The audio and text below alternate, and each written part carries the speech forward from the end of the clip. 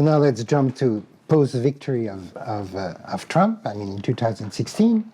And there, in your writing, what is really interesting, one of the very interesting things, is that everything that is generally seen as the multiple failures of Trump 1.0, you kind of see as the seeds that will lead to Trump 2.0. So a few examples.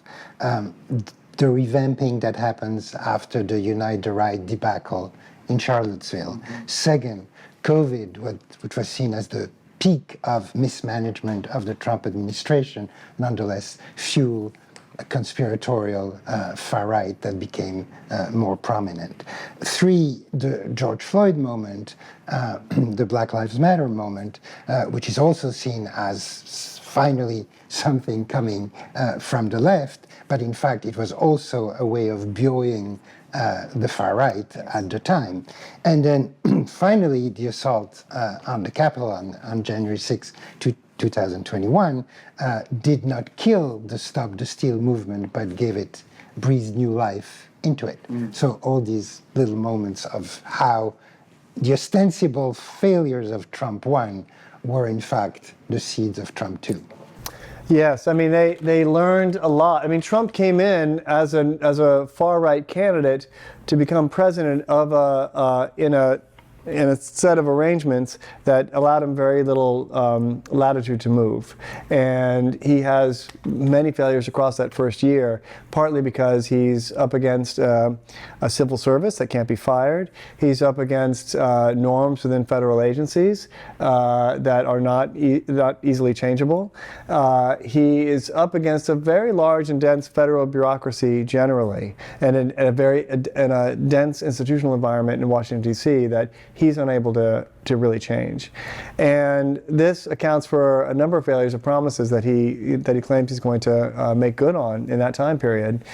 So one of the things then going forward, the most important thing was Project 2025, right? So what they learned from that was that you have to figure out a way to hollow out the civil service. You have to find a way to be able to fire vast numbers, thousands of people in the federal bureaucracy and replace them with loyalists. You have to find a way to do that.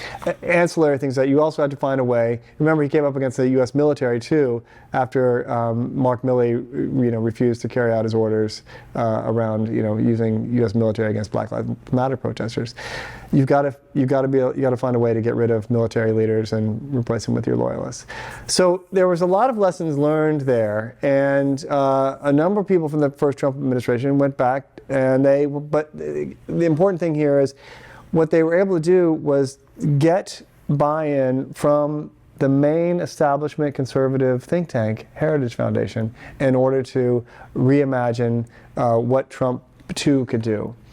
Okay, so there's different players here, right? There are people around Heritage who really want to exercise a neoliberal agenda that they've wanted to do for some time. They really want to just strip the regulatory state down to nothing. They want to be able to have unbridled market rule. They want to, across, whether it's environmental regulation, whether it's Wall Street, whatever else. They have the things that they want to see happen. You have, for Trump, this kind of authoritarian nationalism. People around, the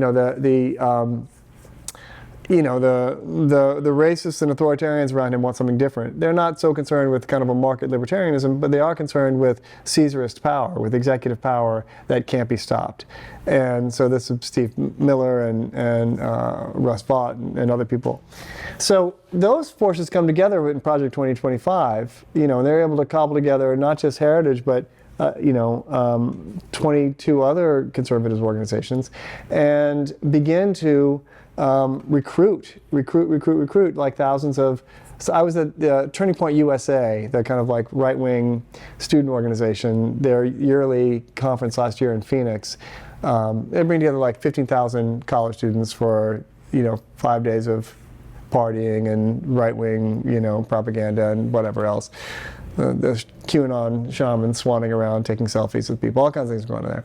But there was a woman from Heritage there who was passing around iPads to students who were passing by to get them to sign up to be part of Project 2025. And if they would sign a waiver that would say that they would not a non-disclosure agreement for anything that they learned while doing training for Project 2025. If they were vetted successfully and were Trump to win, they would get a place to live in DC, maybe with like 5 roommates in an apartment, and they would get a job in one of the agencies, and any of the agencies, and you would have a place to go almost immediately afterwards. So you can imagine that happening in all these other spaces where you've got thousands of young people being signed up. They're doing the same in law schools with Federal Society people who can generate all the legal briefs necessary to challenge the normal way the executive branch functions.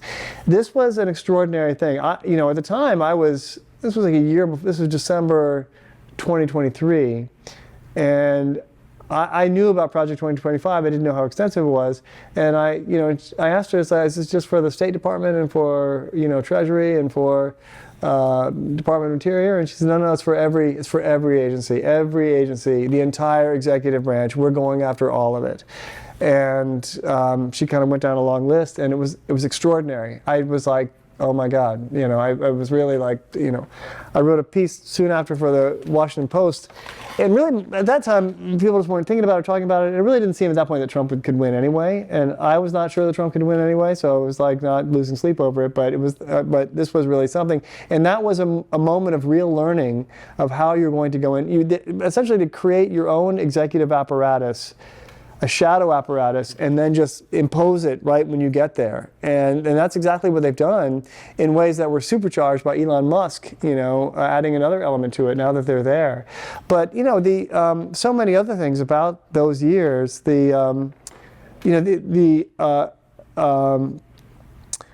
emergence of a counterinsurgency force in the streets, which does not look like Charlottesville, but does look like Kyle Rittenhouse, and which was forged in opposition to the George Floyd summer, and cities and towns. Kyle Rittenhouse is a guy who. Yes, Kyle Rittenhouse is the 17-year-old kid who shot 3 people and killed 2 of them on the streets of Kenosha, Wisconsin, during a Black Lives Matter protest, who later came out and said he was in support of Black Lives Matter.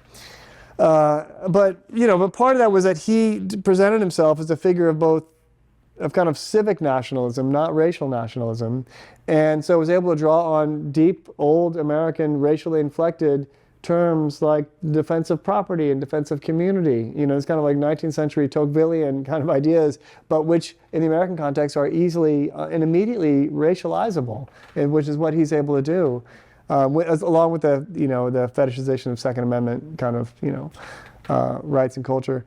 So, but Kyle Rittenhouse becomes like the poster boy for that by the end of that summer.